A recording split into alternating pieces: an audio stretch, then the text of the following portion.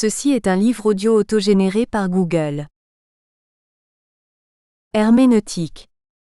Les finalités de l'exégèse biblique. Paul Ricoeur. Il est le philosophe dont s'honore tout le protestantisme. Il se présente lui-même comme un universitaire très classique, agrégé de philosophie et docteur ès lettres, qui a eu le privilège d'enseigner dans des lycées avant de faire une carrière universitaire qui le conduira jusqu'à Chicago. Ses expériences au cours de 5 années de captivité en Allemagne, puis des séjours au collège Sévenol et à Strasbourg ont renforcé en lui le sens de l'universalisme. Il dit devoir beaucoup à André Philippe, à Roger Mell et à Pierre Burgelin. Grand lecteur, il considère l'exégèse comme une science de premier plan. C'est pourquoi le conseil de l'AFP a fait le meilleur choix possible, en invitant le savant philosophe à ouvrir cette pastorale par un exposé qui fut magistral sur l'herméneutique. Le texte qui suit reprend la totalité des propos entendus et des notes manuscrites de l'auteur. Votre invitation me permet de travailler parmi vous et d'exprimer la dette que je dois à l'Église et à tant de pasteurs qui m'ont fait ce que je suis. On a placé cet exposé sous le titre d'herméneutique. Je me propose de traiter des finalités plutôt que des méthodes de l'exégèse, afin de poser d'emblée, avec la destination de l'exégèse, celle du destinataire, de subordonner les questions d'épistémologie ou de méthodologie à la question proprement herméneutique de la réception, non seulement du texte mais des interprétations du texte biblique. Je pousserai aussi loin que possible la dichotomie entre deux manières de poser la question du « en vue de quoi ?», autrement dit, de la destination et du destinataire du texte biblique. D'un côté la lecture savante, de l'autre la lecture confessante. Entre les deux, un abîme. Herméneutique. Rappelons que ce mot savant veut simplement dire interprétation. Comme la courbe générale de notre recherche va du texte jusqu'à sa dernière réception dans la prédication, j'ai choisi un segment de cet arc herméneutique qui est le rapport entre l'exégèse savante et ce que j'appelle, pour faire bref, l'exégèse confessante, c'est-à-dire celle qui inclut le texte dans un rapport de foi. Cela fait bien partie du problème général de l'herméneutique puisque celle-ci avait été définie, avant même Schleiermacher au début du siècle précédent, d'une tradition remontant beaucoup plus haut par ces 3 termes. Subtilité de la compréhension, une sorte d'appréhension globale du texte en première lecture. Subtilité de l'explication. Subtilité de l'application. Le sens d'un texte fait ce trajet complet, qui se termine dans la prédication. C'est dans cette marche vers la réception, depuis l'exégèse savante à travers l'exégèse confessante, que le texte chemine vers son destinataire. Une situation de conflit semble prévaloir entre une exégèse qui se veut scientifique, donc sans rapport aucun avec une confession de foi quelconque, et l'exégèse que nous présumons dans la prédication et dans la théologie. Je considérerai 3 figures de l'exégèse savante. 1. L'exégèse historico-critique. Ce qui la caractérise, et je ne voudrais pas du tout discuter des questions de méthode mais de finalité, de destination et donc de rapport au destinataire, c'est quelle est la méthode qui met le plus possible le texte à distance d'observation, n'engageant au maximum que l'adhésion du savant au sens du texte à l'intérieur de celui-ci sans préoccupation de son destinataire. La mise en suspens de l'autorité du texte, quant à la règle de vie de la personne et de la communauté, n'est à cet égard que l'aspect le plus visible de ce que j'appellerais distanciation objectivante, traduction d'une expression de mon maître Gadamer qui emploie l'expression allemande « Verfremdung », que je ne voudrais pas traduire par aliénation, mais qui rend le texte tout à fait étranger. L'expression de distanciation objectivante permet à l'exégèse de se ranger parmi les sciences jumelles, lesquelles visent à se faire reconnaître comme science à part entière au plan de la connaissance objective. Il en résulte que la Bible est alors tenue pour un texte comme les autres, parmi les autres, qui ne requiert que l'égard de l'honnêteté intellectuelle, ou même la simple curiosité qui serait le degré minimal, le degré zéro en quelque sorte, de l'engagement dans le texte. La curiosité, c'était le mot proposé par Paul Venn dans sa lecture inaugurale au Collège de France, où il disait que les Romains ne sont même plus nos ancêtres, mais comme des cultures exotiques que nous regardons avec curiosité, simplement pour le plaisir du savoir. La méthode historico-critique se distingue globalement de la méthode sémiotique, qui est peut-être plus souvent pratiquée dans nos groupes d'études bibliques, par son caractère génétique. En somme, c'est l'histoire de la formation du texte. La sémiotique s'en tient aux articulations structurelles du dernier texte, sans souci de sa chronologie interne. On peut donc opposer les deux méthodes comme une généalogie et une anatomie. En ce qui concerne le processus généalogique, il peut être conduit dans les deux sens. Nous pouvons partir du dernier texte en direction de couches réputées plus anciennes. C'est la fameuse Quellenforschung, recherche des sources, illustrée au plan vétérotestamentaire depuis Wellhausen et Gunkel, par le discernement des sources, yavistes, sacerdotales, deutéronomistes, chroniques, etc. Et sur le plan du Nouveau Testament depuis David Strauss par l'exhumation de proto-évangiles, de logia, de testimonia, etc. C'est donc un mouvement vers l'arrière du texte, qui a pour contrepartie le mouvement inverse de recomposition, corrélatif du précédent et auquel on a donné plutôt le nom d'histoire de la rédaction. C'est l'autre moitié, l'autre versant, le versant descendant en quelque sorte de la méthode généalogique par opposé à la ligne montante de la Quellenforschung. Il faudrait ajouter une troisième variante de l'exégèse scientifique qui fait transition. C'est pourquoi j'en parle déjà avant de parler de la méthode sémiotique, entre la méthode généalogique et la méthode structurale, à savoir l'histoire des formes à laquelle je me référerai souvent par la suite. L'accent y est mis sur les genres, narratif, prescriptif, prophétique, hymnique, sapiential, etc. Et à l'intérieur même d'un genre on peut déterminer des sous-genres comme par exemple à l'intérieur du genre narratif, le mythe proprement dit c'est ', c'est-à-dire l'histoire des origines, la légende, donc l'histoire entre mythe et l'histoire contemporaine, la saga, la novella, je pense à l'histoire de Joseph. En un sens on a affaire à une anatomie du texte comme en sémiotique. Cette typologie des genres est une sorte d'anatomie et en même temps il y a un côté historique. Cette méthode met l'accent sur la loi de transformation qui prélude au passage d'un stade rédactionnel à l'autre, la typologie des formes fournissant seulement un principe provisoire de classification préalable à l'explication génétique. Se pose la question: en quel sens la méthode historico-critique relève-t-elle de la finalité de la connaissance que j'ai caractérisée comme distanciation objectivante ou curiosité ? La réponse est à chercher du côté du rapport entre le texte et son auditoire.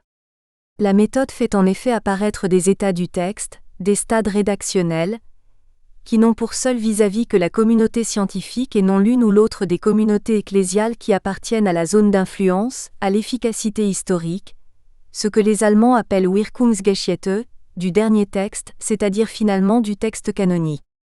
Une remarque, plutôt une mise en garde, s'impose ici. Je ne dis pas que le ou les prototextes, exhumés par la recherche des sources, n'aient jamais eu d'auditoire, mais celui-ci, si c'est le cas, est lui-même reconstruit par la méthode, bien souvent à partir du texte lui-même, faute de sources distinctes. Il faut en dire de même de l'auteur, celui que nous appelons yaviste par exemple, et qui est plus vraisemblablement une école de scribes. Il est reconstruit par la méthode, donc lui aussi mis à distance objective. Nous ne participons pas à cette communauté, nous ne la connaissons pas, nous ne nous en sentons pas l'héritier. Quant au destinataire lui-même, le premier destinataire, s'il y en a eu un qu'on pourrait repérer par la méthode, il est également reconstruit dans l'ouvrage de Randorf qu'on vient de publier en traduction et qui rencontre une assez grande audience à sa réception en France. Quand bien même un lien de filiation serait discernable, il serait lui-même traité comme objet sociologique ou comme l'objet d'une histoire des mentalités, donc dans le même esprit de distanciation objectivante 3. Par ces remarques, je ne manifeste aucune hostilité, aucune sournoise dépréciation à l'égard de la méthode historico-critique ou de l'histoire des formes ou de l'histoire de la rédaction. Comme on le verra plus loin, une lecture instruite doit faire partie désormais d'une lecture confessante sous l'égide d'une intelligence de la foi. 2. La méthode sémiotique. Quant à celle-ci, qui est beaucoup plus souvent pratiquée dans nos cercles d'études bibliques et donc peut-être moins réservée aux spécialistes que l'histoire des sources, je dirais seulement qu'elle ne relève pas moins du mouvement de distanciation objectivante que la méthode génétique.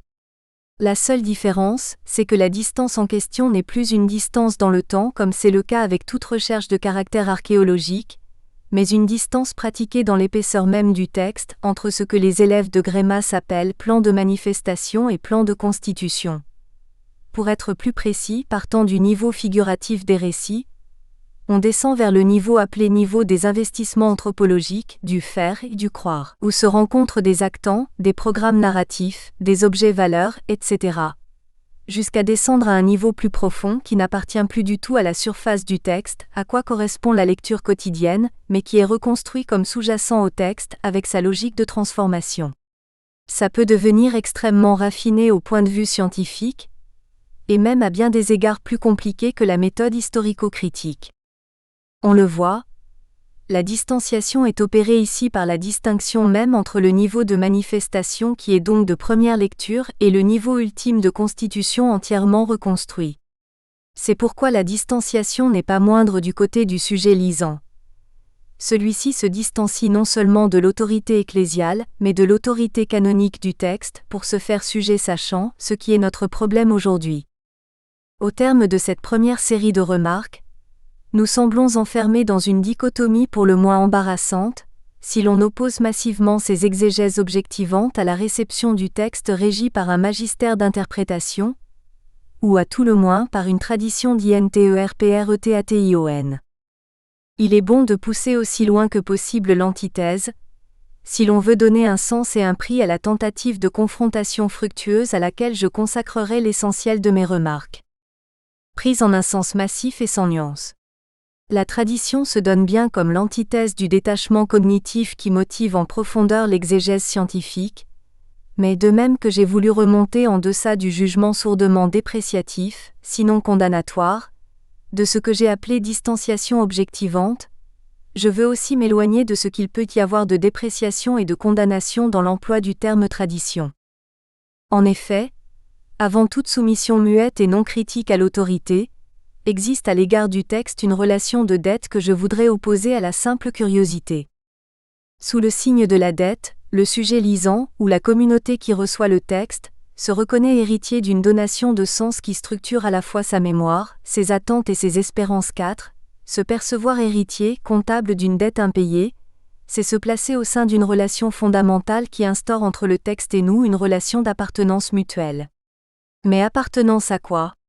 Non pas bien entendu aux intentions ignorées des auteurs du texte, mais à quelque chose que j'appelle avec Gadamer, la chose du texte. 5. À mon sens, cette relation de dette et d'héritage prime la notion de tradition, dans la mesure où elle en est la source. Tradition veut dire transmission, c'est-à-dire traversée du temps, traversée de la distance temporelle. Nous sommes séparés de plusieurs millénaires des textes les plus anciens de la culture du Proche-Orient. La transmission de la tradition transforme la distance en médiation par le fait même de traverser l'intervalle. C'est seulement à titre second que tradition implique autorité. Je dirais plutôt que dette engendre tradition et tradition engendre autorité, c'est-à-dire cette relation qui autorise le sujet récepteur, la communauté de lecture et d'interprétation, à se comprendre elle-même selon la proposition de sens qui lui est adressée par la chose du texte. En ce sens, l'autorité est une relation et non une propriété substantielle. Plus précisément, c'est une relation bilatérale dans la mesure où il n'est pas d'autorité sans la reconnaissance d'une supériorité, donc sans un acte de créance, sans l'acte de faire crédit, de faire confiance, de risquer l'interprétation de sa propre vie, donc la compréhension de soi sur la compréhension du texte reçu. S'il en est ainsi, la tradition n'est pas à entendre comme un dépôt inerte mais comme un processus d'interprétation et de réinterprétation, constitutif de l'histoire de la réception du texte. C'est donc seulement après avoir dépouillé les deux termes de cette antinomie de toute connotation dépréciative que peut être élaborée de façon explicite l'hypothèse de travail simplement suggérée un peu plus haut, à savoir la tâche de passer d'une relation antithétique entre deux régimes de lecture à une relation non pas certes de fusion, mais du moins de confrontation fructueuse. Je ne peux pas aller plus loin que cela entre le travail scientifique de l'exégète qui n'a pas d'obligation d'allégeance à une confession, et d'autre part ce que j'ai appelé l'exégèse confessante, mais au moins qu'il n'y ait pas ce fossé qui existe hélas trop souvent entre d'un côté les exégètes et de l'autre les théologiens et les prédicateurs. Pour cela, je partirai de l'exégèse scientifique, puisqu'ensuite je partirai de l'autre pôle, celui de l'actualisation à partir justement d'une exégèse confessante.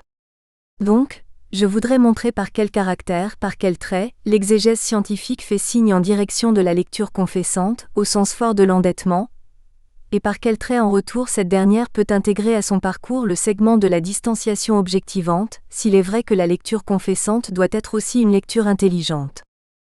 Autrement dit, il faudrait montrer de quelle façon la première lecture rend possible, mais sans l'exiger, la seconde, et par quelle exigence interne la seconde intègre la première sans en abolir l'autonomie. On peut trouver dans ce qui précède, sinon l'amorce d'une solution, tout au moins l'indication d'une direction. Au fond, sans être encore entré dans ce rapport dialectique, nous l'avons rendu possible de la façon suivante.